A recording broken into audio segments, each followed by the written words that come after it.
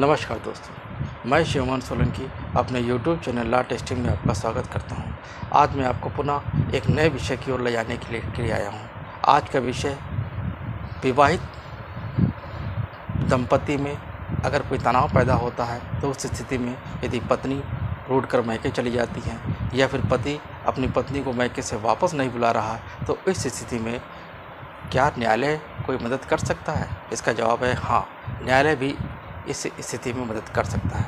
Hindu marriage act के section 9 में इस बात की व्यवस्था की गई है, जहां पर इसका मार्जिनल नोट है रेस्ट्रिक्शन ऑफ कंजुगल राइट, यानी दाम्पत्य अधिकारों के प्रत्यास्थापन के लिए।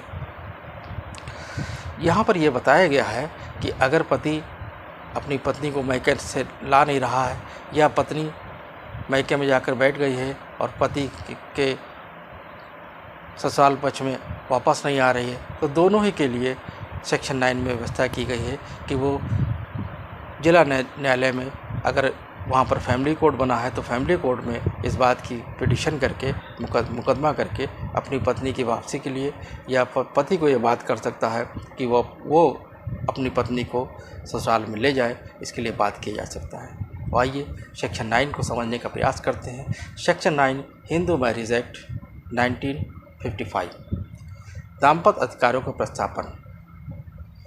When either the husband or the wife has without reasonable exercise withdrawn from the society of the other, aggrieved party may apply by petition to the district court for restriction of conjugal right, and the court, on being satisfied of the truth of the statement made in such petition and there is no legal ground why the application should not be granted, may decree restriction of conjugal right accordingly। जबकि पति या पत्नी में से किसी ने युक्त प्रतिहोत यानी कि बिना किसी कारण से अपने आप को एक दूसरे के साचर से प्रतिहत कर लिया है, यानी एक दूसरे से अलग रहने लगे हैं, तब परिवेदित पक्षकार यानी कि अग्रीव्ड पार्टी दाम्पत्य अधिकारों के प्रस्थापन के लिए याचिका द्वारा आवेदन जिला न्यायालय में कर सकेगा। और न्यायालय ऐसी याचिका में कथनों की सत्ता के बारे में और बात के बारे में आवेदन मंजूर करने के लिए कोई वैध आधार नहीं है, अपना समाधान हो जाने पर दाम्पत्य अधिकारों के प्रस्थापन के लिए अज्ञप्ति दे देगा, यानी कि डिक्री कर देगा।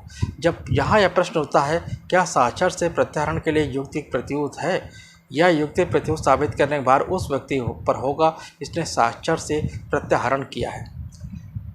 इसके एक्सप्लेनेशन में बताया गया है whether a question arises whether there has been reasonable excuse for withdrawn from the society, the burden of proving reasonable excuse shall be on the person who has withdrawn from the society. यानी कि जब यहाँ पर अगर ये प्रश्न मुकदमे में उत्पन्न होता है कि क्या दाम्पत्य अधिकारों से यानी युक्त प्रतिरोध को साबित करने का भार किस पर है, तो युक्त प्रतिरोध साबित करने का भार उस पर होगा जिस पर आरोप लगा होगा कि उसने अपने साचर से अगले पक्षकार को अलग कर रखा है, यानी कि नॉर्मली अपोजिट पार्टी पर ही इसका नॉर्मली अपोजिट पार्टी पर ही भार होता है।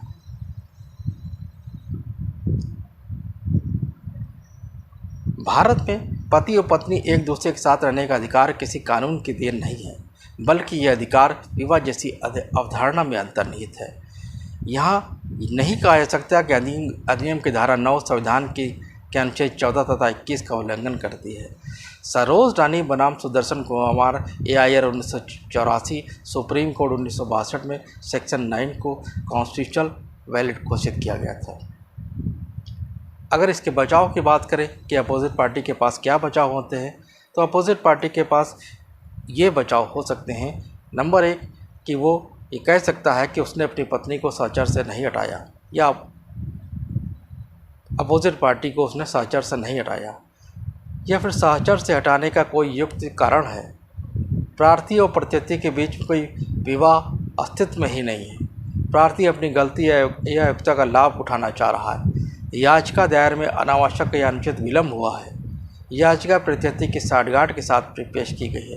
तो ये सब बचाव हैं जो कि अपोजिट पार्टी ले सकता है। अगर अंतिम रूप से सेक्शन 9 के मुकदमे में डिक्री हो जाती है तो इस डिक्री का निष्पादन के लिए कहाँ व्यवस्था की गई है? इस डिक्री के निष्पादन के लिए ऑर्डर 21 रूल 32 और रूल 33 सिविल प्रक्रिया संहिता 1908 में व्यवस्था की गई है। ऑर्डर 21 रूल 32 ये कहता है कि यदि